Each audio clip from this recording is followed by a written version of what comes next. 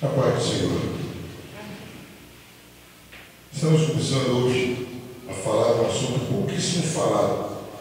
Conforme eu estava preparando, percebi que tem algumas teologias sistemáticas que não separaram um capítulo específico para esse assunto. O assunto é a igreja. Tem teólogos que não falaram, tem livros que não foram escritos, mas nós vamos falar porque ela não é menos importante que outras doutrinas, pelo contrário, ela é tão importante como as outras e ajuda a tirar dúvida. Lógico que não vamos colocar a igreja no patamar da Trindade, da cristologia, né? Não tem como, mas a igreja é muito importante. A primeira coisa que nós vamos definir aqui, vamos começar falando, a introdução, a palavra introdutória, é que a igreja consiste dos que são participantes de Cristo e das bênçãos da salvação que nele há. Então, quem é a igreja? Quem é a igreja no modo geral? Todos aqueles que estão em Cristo e participam das bênçãos que ele trouxe para a salvação. Cristo, pela operação do Espírito Santo, reúne homens consigo, dotando-os da verdadeira fé e assim constitui a igreja como seu corpo.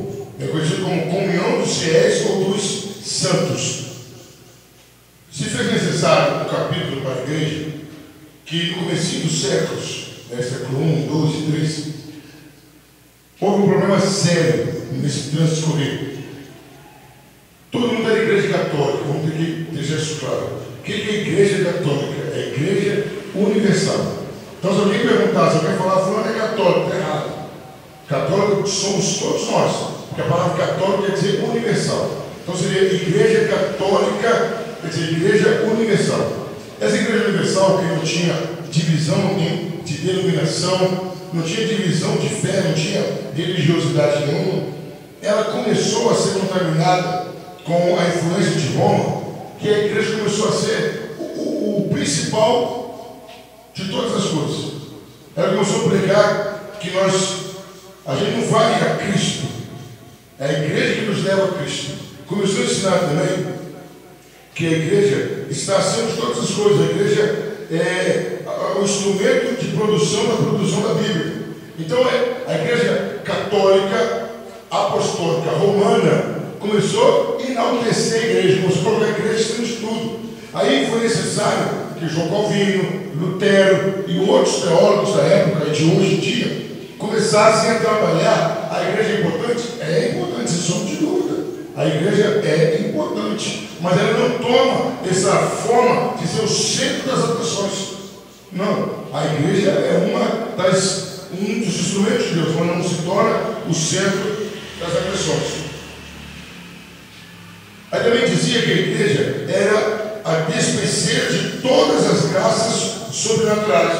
Então começaram a idolatrar a igreja. Começaram a colocar a igreja como se fosse o sumo do bem, ao ponto de dizer o seguinte: a graça de Deus só se manifesta através da igreja. Não. Mesmo que a gente coloque a visão ampla de igreja, como assim, pastor, a visão ampla? Que eu sou igreja, você é igreja. Mas a graça de Deus não manifesta porque eu sou igreja. A graça de Deus manifesta porque Ele nos amou.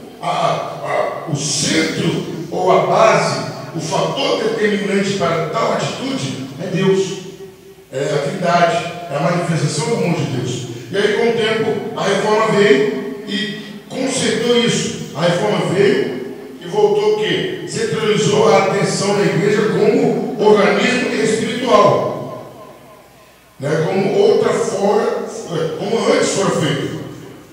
A reforma deu ênfase ao fato de que não existe igreja fora da obra de Cristo e das operações renovadoras do Espírito Santo. Então, qual foi o grande problema? Qual foi a grande ajuda da reforma? As pessoas começaram a falar que a instituição igreja que era o mais importante. E aí a reforma trouxe a ideia seguinte: não, só existe igreja por causa de Cristo. Eles estavam falando ao contrário, eles estavam colocando a igreja acima de Cristo, a instituição. Não, a igreja, a instituição é maior que tudo. Não, a reforma falou não. Tanto é que, se a gente puxar pela memória, e lá nas histórias, grandes cruzadas chamadas santas era promovida por quem? Pela igreja. Se a gente olhar a história, nós vamos perceber que a igreja fazia isso com o único propósito de angariar terras, ficar rica. Quando a reforma chegou, começou a falar, não, o que nos salva é a graça, é só a fé, é só Jesus, é só a Escritura. Começou a pregar isso. Daí se deu essa separação. A igreja, nós vamos ver agora os nomes que a Bíblia passa, que dá a ideia de igreja. No Velho Testamento, na língua hebraica, existem duas palavras que determinam a igreja. A primeira significa chamar, verbo chamar alguém. A segunda palavra para a igreja no Velho Testamento quer dizer indicar ou encontrar-se ou reunir-se num lugar indicado. Então tem duas palavras para a igreja no Velho Testamento. Chamar é uma delas. E a outra é indicar ou encontrar-se ou reunir-se num lugar indicado. Certo? Essa encontrar-se ou reunir num lugar indicado, uma reunião resultante da combinação, quando aplicada a Israel, denota sociedade propriamente dita. Então, a ideia no Velho Testamento são duas. Igreja é chamar ou combinar uma reunião ali. Então, a palavra estudo significa dar a ideia de igreja é chamar ou combinar-se, encontrar-se numa reunião. Vamos ver alguns textos. Vamos lá. Êxodo 12, versículo 6. E depois, Números 14, 5. Êxodo 12, 6. Essa palavra vai aparecer, Assembleia da Congregação. Essa é a ideia da palavra que tem como reunião, que aparece no Velho Testamento. Pode ler, Êxodo 12, versículo 6. E o guardareis até o 14º dia deste mês, e todo o ajuntamento da congregação de Israel o sacrificará à tarde. Então esse ajuntamento tem ideia de igreja. Porque eles achavam o seguinte: sempre que chamava, convocava um grupo, combinava uma reunião, havia um ajuntamento em torno de Deus, era uma igreja. Agora, Números 14, 5.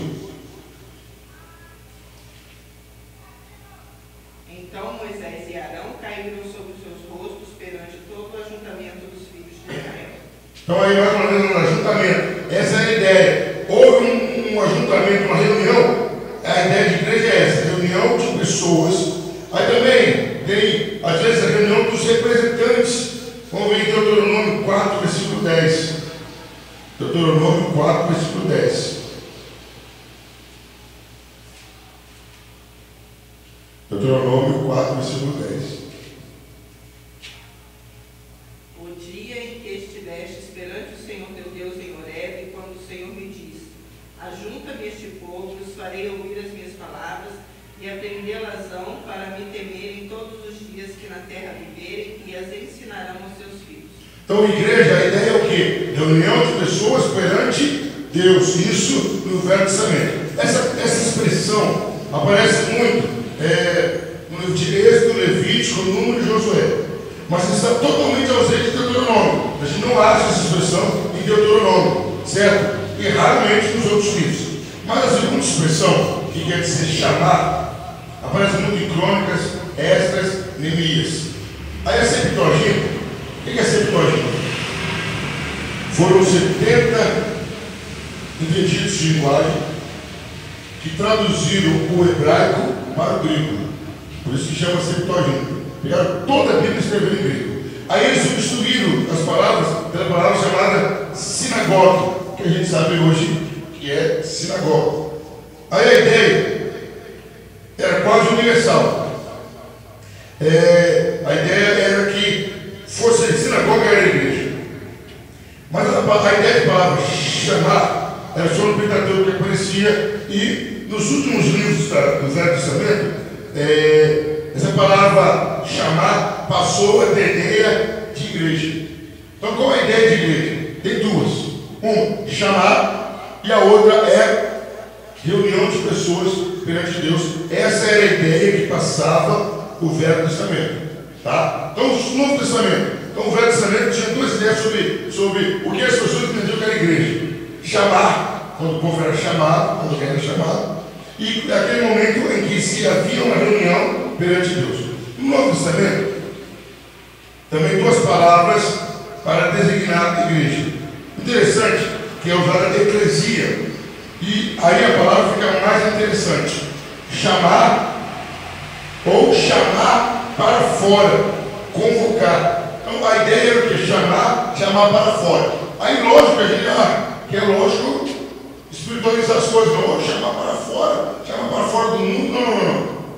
A ideia era simples, chamar para fora. Era a ideia o quê? Que a igreja chamava as pessoas para fora de suas casas. Se pega outra pessoa e fala, que a igreja chama para fora do mundo, não. Essa palavra era simples, chamar para fora. Por quê? Quando alguém chamava para uma reunião, a pessoa tinha que sair da casa dela. Então a ideia era chamar para fora, convocar, certo? Vamos ver alguns textos. Aí vem convocar. Aí a outra palavra também, a sinagoga. Então, no Novo Testamento tem duas: eclesia, que é chamar para fora, convocar, e sinagoga, que quer dizer reunir-se ou reunir. A ideia é a mesma. A sinagoga é apresentada exclusivamente para denotar que as reuniões religiosas dos judeus, que é os edifícios em que eles se reuniam. Então aí chega uma hora que a sinagoga começou a ser só para isso, para falar que era a reunião dos judeus. Vamos ver um texto que fala sobre isso? Mateus 4:23. A ideia de sinagoga ficou mais restrita quando os judeus se reuniam para um culto público. Mateus 4:23.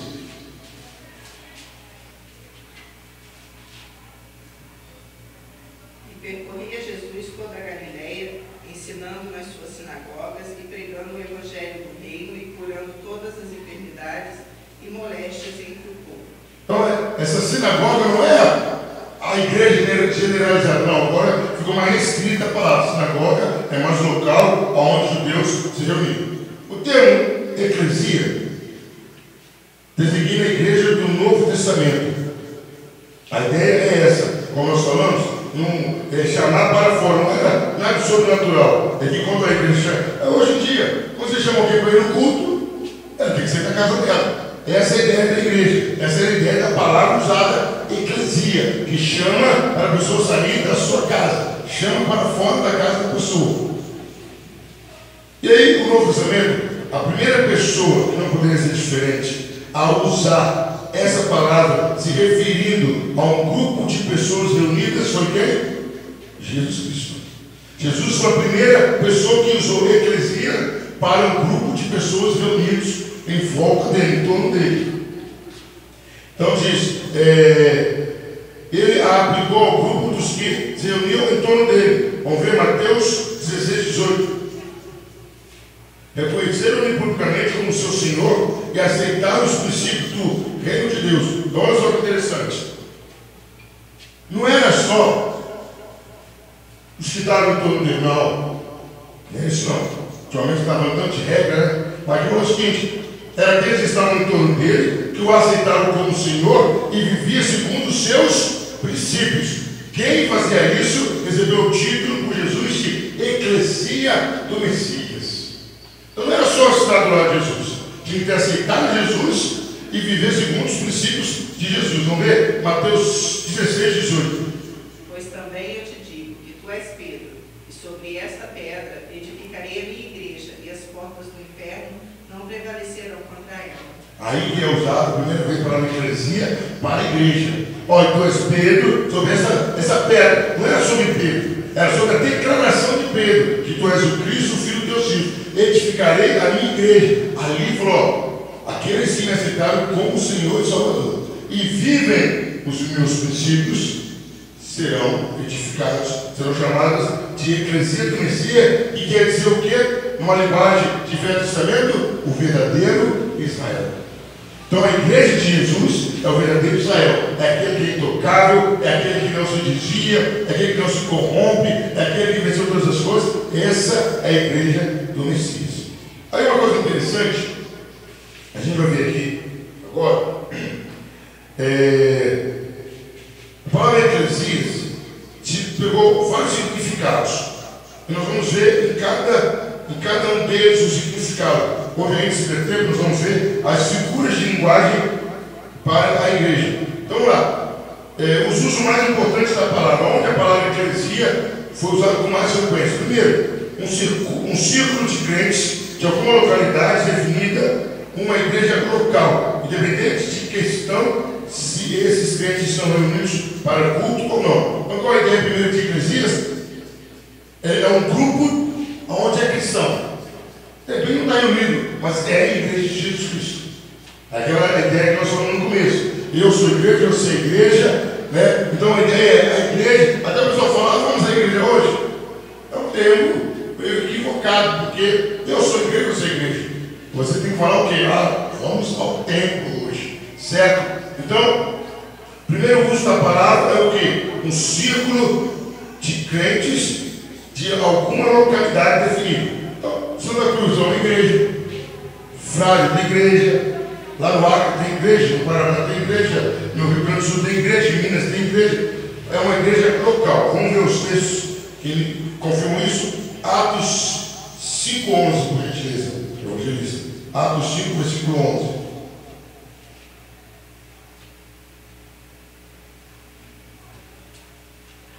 Atos 5, versículo 11. E houve um grande temor em toda a igreja e em todos os que ouviram essas coisas. Então, era uma igreja local. Ouviram que coisas? Quando Ananias e Safira mentiram, então a igreja local ali teve um temor, certo? Outro tipo de situação que a palavra eclesias é usada, essa aqui também para mim é nova, é eclesia doméstica. O que é isso, pastor? É a igreja na casa de alguma pessoa. Como funcionava? Pessoas importantes, por sua riqueza ou por outras razões, separavam em seus lares um amplo cômodo para o serviço divino. Isso aí, de repente, até no interior do nosso país deve ter ainda, que as pessoas que lá na casa dela têm um lugar para a igreja, pessoas que cedem um espaço para a igreja.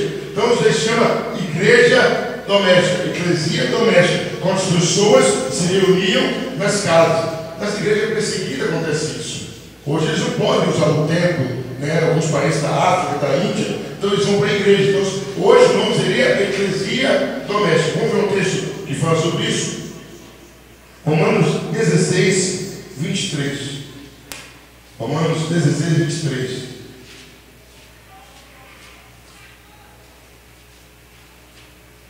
Romanos 16, 23. Saúda-vos Gaio, meu hospedeiro, e de toda a igreja. Saúda-vos Erasto, procurador da cidade, e também do irmão Pablo. Então quer dizer, o homem hospedeiro, a ideia era que Paulo estava falando o quê? Que a igreja estava na casa, hospedada na casa de Caio.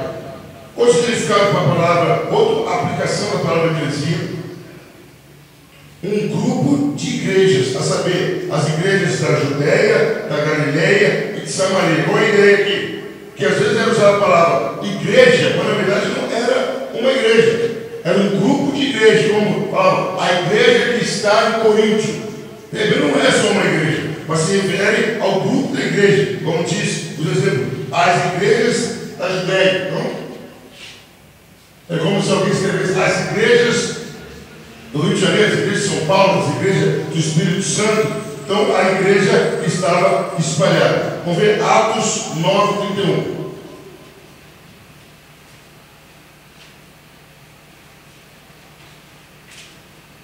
Atos 9, 31. Então já vimos a igreja como um círculo de crentes numa localidade, a igreja numa casa, a eclesia doméstica, e agora a igreja da Judéia, igrejas da Galileia, as igrejas de Samaria. Atos 9, 31. Assim, pois, as igrejas em toda a Judéia e Galileia e Samaria tinham paz e eram edificadas e se multiplicavam, andando no temor do Senhor e consolação do Espírito Santo. Então, está falando que a palavra eclesia vai representar várias igrejas. O quarto significado, a quarta utilização da palavra eclesia, denota a totalidade do corpo no mundo inteiro, daqueles que professam exteriormente a Cristo e se organizam para fins de culto sob a direção de oficiais para isso designados. Então já é um termo mais familiarizado. A igreja do Senhor Jesus Cristo. Então, essas palavras no mundo. A igreja de Cristo, né? Então toda a organização que professa um único, suficiente Salvador. E se organizou, está pronto a prestar culto dirigido por um oficial, chamado de igreja. Igreja no sentido mais amplo, na totalidade do corpo de Cristo. Essa é a ideia. Vamos ver? Primeira carta aos Coríntios, capítulo 10, versículo 12, e depois capítulo 11, versículo 22. 1 Coríntios 10, 32, e depois 11, 22. Portai-vos de modo que não deis escândalo nem aos judeus, nem aos gregos, nem à igreja de Deus. A igreja de Deus. Aí ele fala, onde é a igreja de Deus? Está no mundo, nós falamos no mundo. Agora 11, 22. Não tendes porventura casas para comer e para beber? Ou desprezais a igreja de Deus e envergonhais os que nada têm? Que vos direi? Louvar-vos-ei, e isto não vos louvo. Então está falando que a igreja de Deus. Qual é a ideia de igreja de Deus? A igreja que está espalhada no mundo. Aí vem uma coisa interessante, um parágrafo aí. Aquelas igrejas quase que nem existem mais. Até uma época que existia, onde a pessoa falava, a minha igreja vai para o céu. A minha igreja que é boa, a minha igreja que é certa. Não existe isso. Não tem igreja A, igreja B. É porque uma pode isso, outra não pode, uma faz isso, outra não faz. Não se constitui uma igreja melhor que a outra, sob circunstância nenhuma. É uma maneira que Deus permitiu aquele pastor administrar aquela igreja. Quer dizer que ele se tornou melhor que o outro. E o quinto uso da palavra eclesia, a palavra se refere a todo o corpo de fiéis, quer no céu, quer na terra, que se uniram ou se unirão a Cristo como seu Salvador. Então a ideia é o quê? Aí não, agora é um uso de eclesia mais generalizado. A igreja de Cristo, tanto que está na terra como está no céu. Os fiéis que estão no Japão, os fiéis que morreram ontem, os fiéis que morreram hoje, confessaram a Cristo como um suficiente Salvador, abriram mão de todas as coisas por causa de Cristo, são fiéis. Certo? Vamos ver os textos.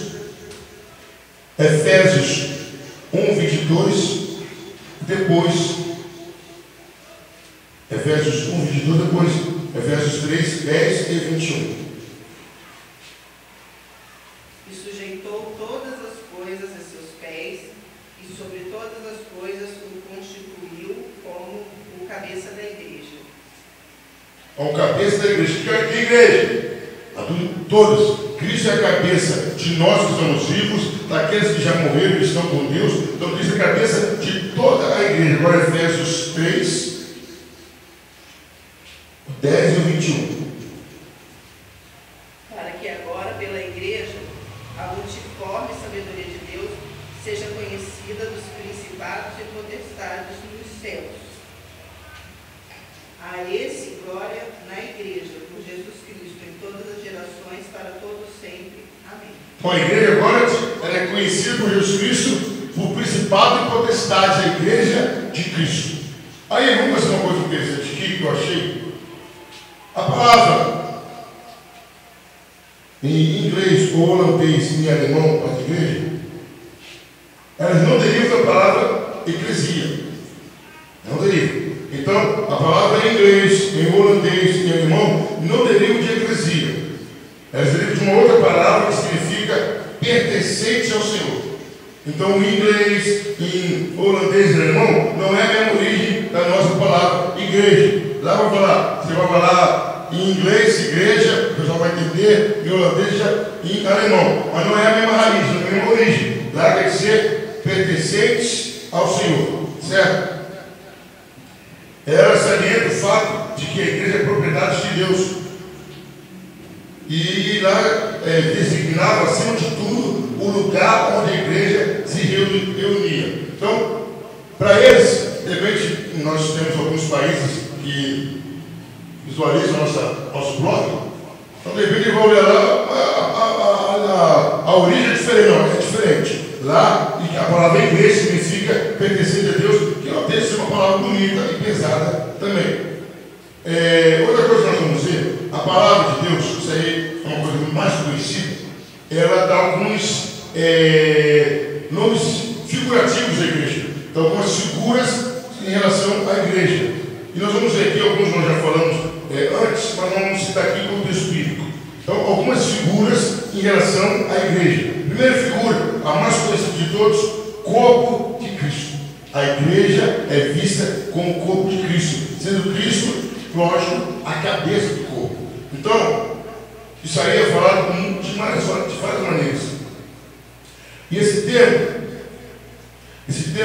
é usado para quê? Para a igreja mesmo. Ele dá o revelo à unidade da igreja, quer local, quer universal. Particularmente ao fato de que essa unidade é orgânica e de que o organismo da igreja tem relação vital com Cristo. Então a ideia de corpo de Cristo é que todas as igrejas estão ligadas a Cristo, sem exceção. E se Cristo é a cabeça, a partir do momento que algum membro do nosso corpo físico, nosso corpo agora, qualquer membro que se desligar, acordar vínculo com a cabeça, ele está morto. Então, se alguma igreja se desligar de Cristo, acabou. Se alguma igreja se desligar de Cristo, ela perdeu todo o vínculo. Vamos ver um texto que fala claramente sobre isso. 1 Coríntios, capítulo 12, versículo 27. 27.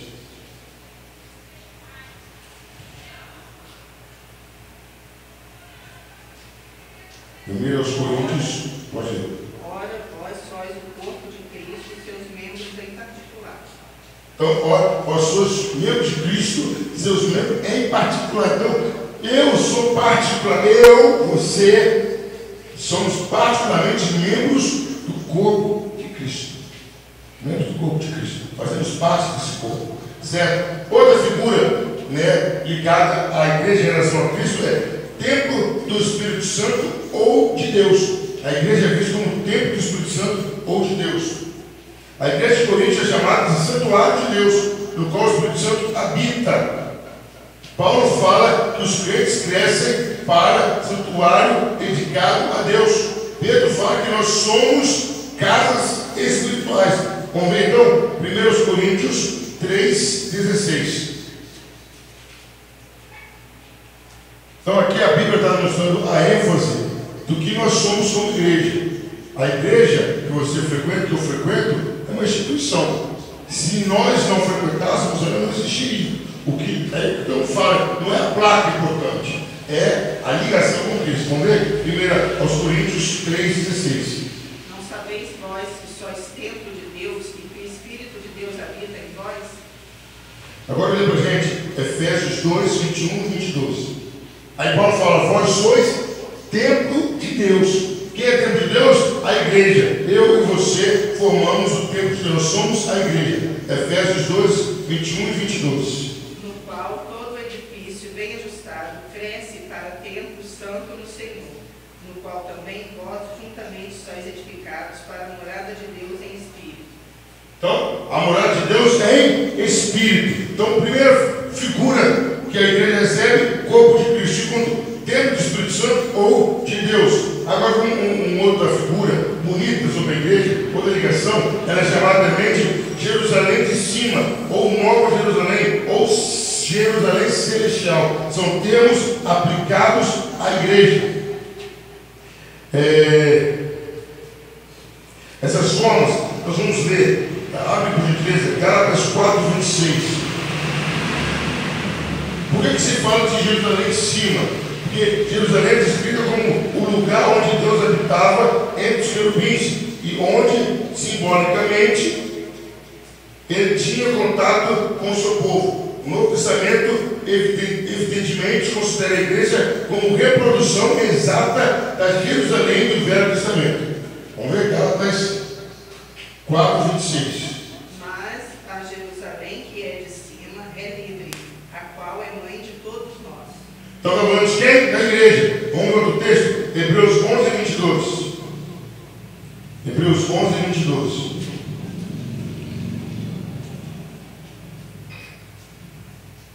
Pela fé, José, próximo da morte, fez menção da saída dos filhos de Israel e deu ordem acerca de seus ossos.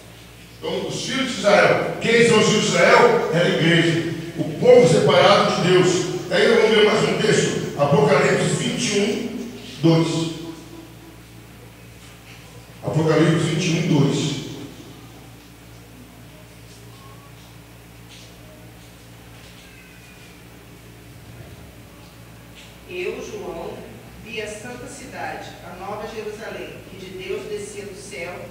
adereçada como uma esposa ataviada para o seu marido.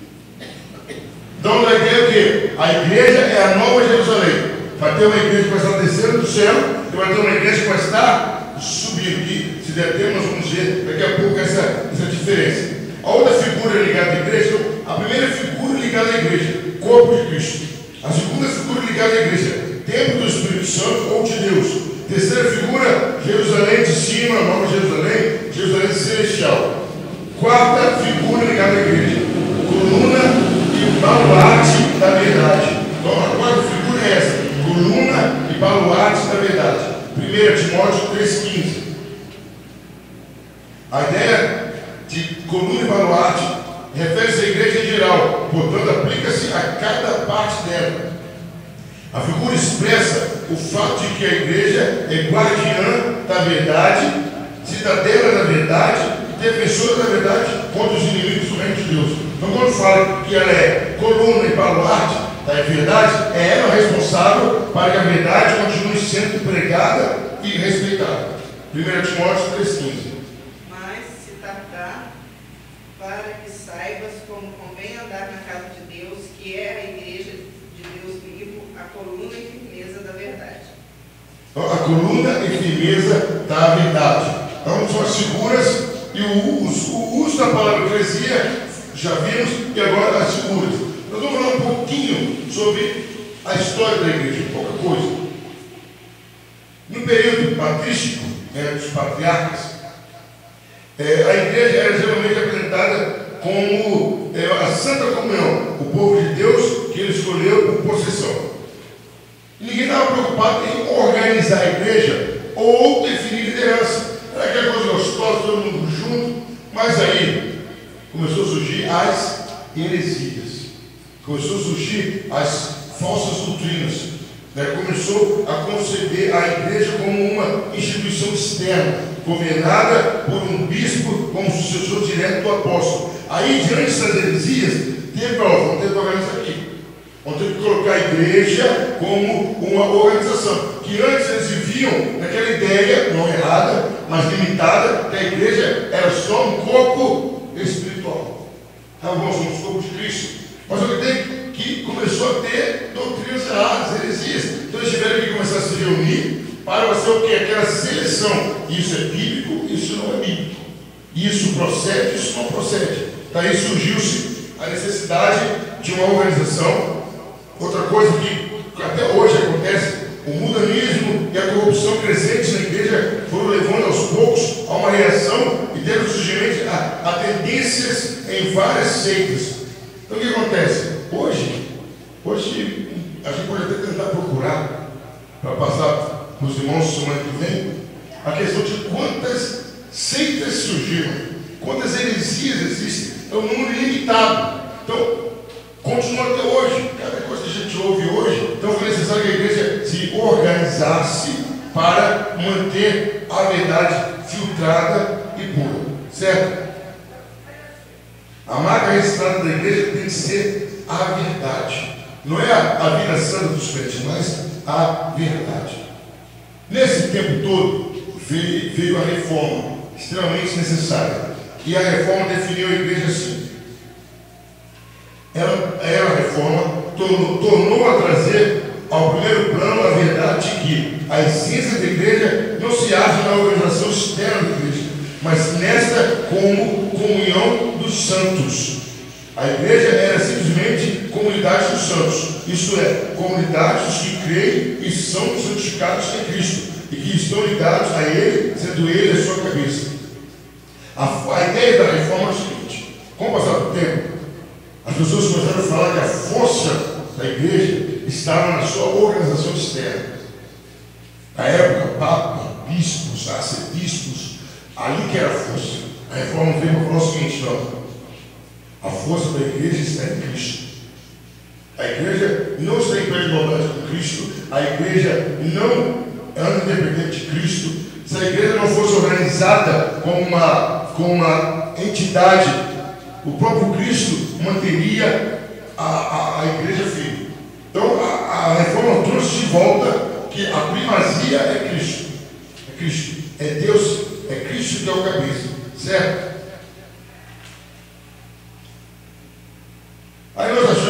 em algumas confissões de fé que fizeram, o que eles definiram sobre a igreja. E a Confissão de Fé de Westminster diz assim: a Igreja Católica ou Universal, que é invisível, consta do número total dos eleitos que já forma, dos que agora são e dos que ainda serão reunidos em um só corpo sob Cristo, sua cabeça. Ela é a esposa, o corpo, a plenitude daquele que cumpre tudo em todas as coisas. Então a definição de igreja é essa: católica, vamos deixar claro que nós falamos. Católica é o quê? Universal. Até vamos abrir um parênteses aqui.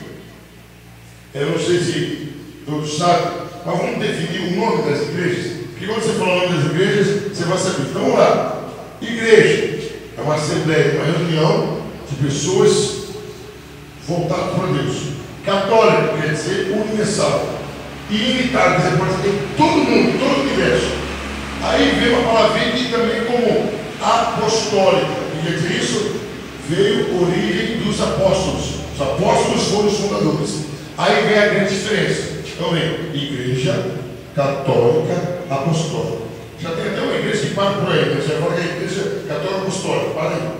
Mas a maioria, as igrejas mais antigas, igreja católica apostólica, aí vem romana. O que quer dizer isso? Que tem a sede das suas diretrizes, das suas doutrinas em Roma. E você pode perguntar para qualquer padre, para qualquer papa que você tiver um contrato, para qualquer bispo, não tem como. A igreja é igreja, reunião, assembleia, universal, vinda dos apóstolos, apostólica, com sede em Roma. A igreja evangélica, ou protestante, como queira, quer dizer igreja, reunião, católica, universal, apostólica, vinda dos apóstolos, cristã, com sede em Cristo. Essa é a diferença.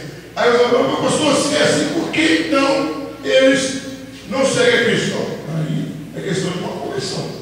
Que o próprio nome deles, eles admitem que eles procedem de Roma e nós procedemos de Cristo.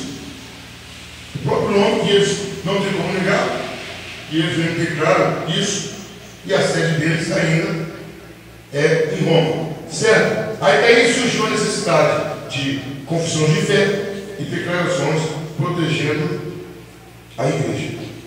Aí hoje nós vamos começar a falar sobre o caráter multiforme da igreja. Mas o que quer dizer isso?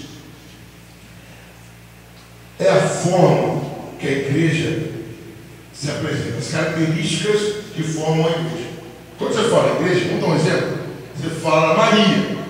Isso. Bom exemplo. Maria. Mas essa Maria, o que essa Maria é? Alegre ou triste? Alta ou baixa? Séria ou descontraída? Gorda ou magra? Rica ou pobre? Quando você fala de alguém, o nome não define toda a pessoa. Não tem como definir. Ainda nos tempos antigos, que os nomes se achegavam bem, mas não tinha como definir. Então, quando você fala de igreja, o caráter multiforme da igreja, as características da igreja, o que a igreja é. Então, nós vamos começar por dois aqui, os mais conhecidos. Primeiro, a igreja é a igreja militante e a igreja triunfante. O que é isso, pastor? A igreja militante, isto é, convocada para uma guerra santa e de fato nela está empenhada. O que quer dizer isso? É que tem o dever de levar avante uma incessante guerra contra o mundo hostil em todas as formas em que este se revele, seja na igreja ou fora dela, contra todos os poderes espirituais das trevas. Aí eu acho uma coisa interessante: a igreja não pode passar o tempo todo em oração e meditação.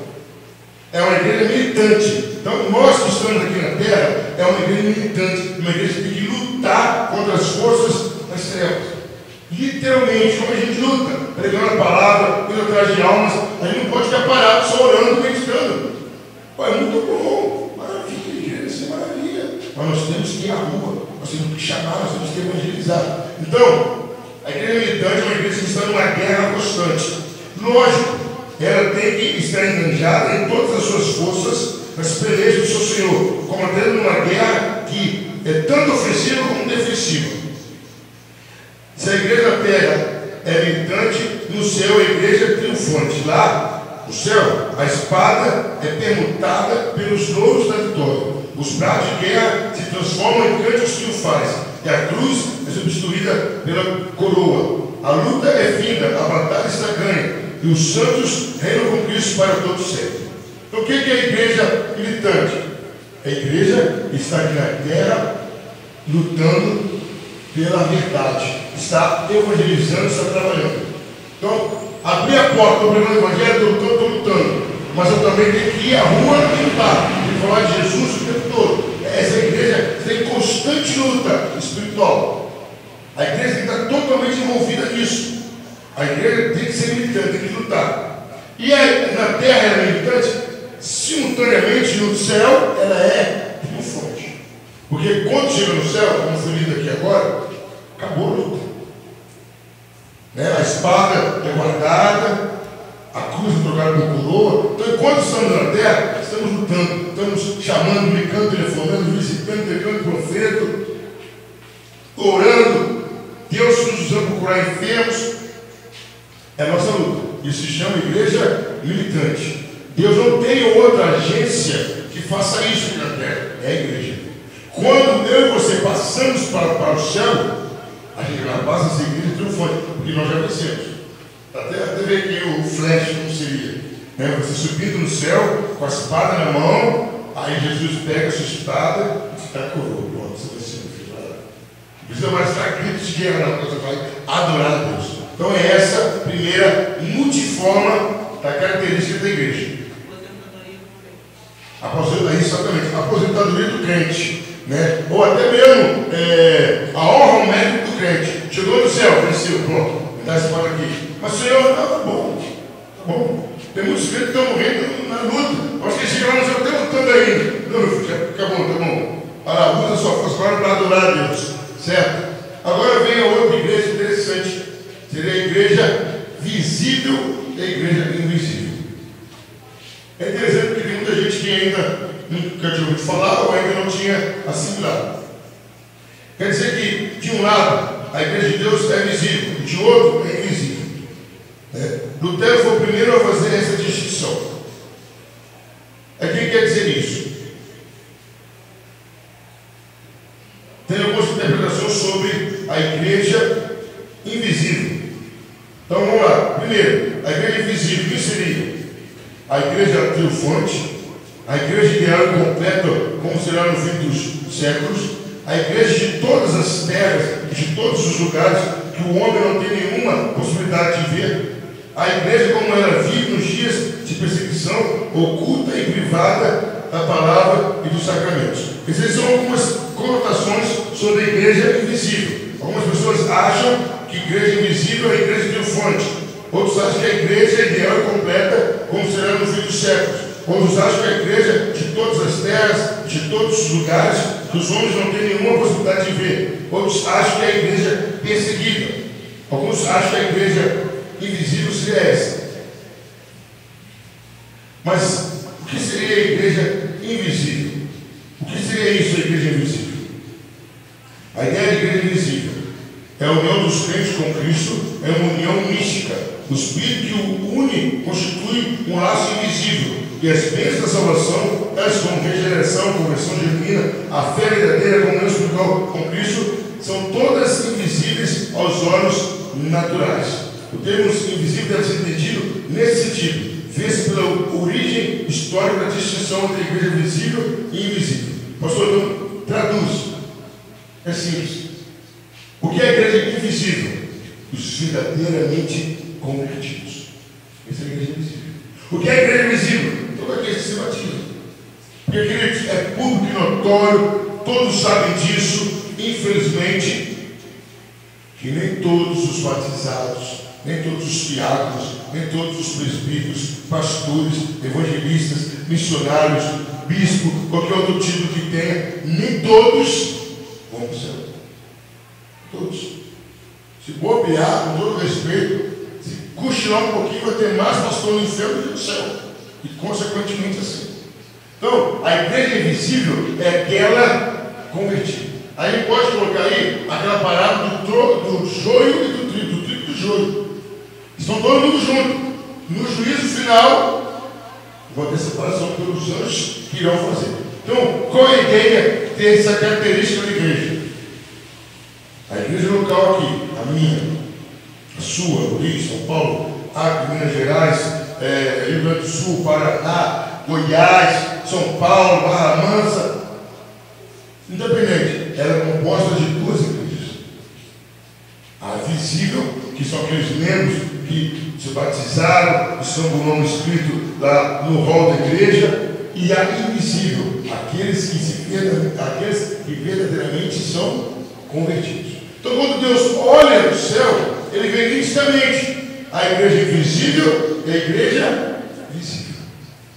Ele sabe quem está na visível e quem não está na visível. Ele sabe que aqueles, até que estão compondo o púlpito, não estão na invisível, só estão na visível. Amém? Então nós vamos parar por aqui. Paramos sobre isso. O próximo passo vamos falar entre a igreja, organismo, e a igreja como instituição. E aí, por essas próximas semanas, vamos estar falando sobre a igreja.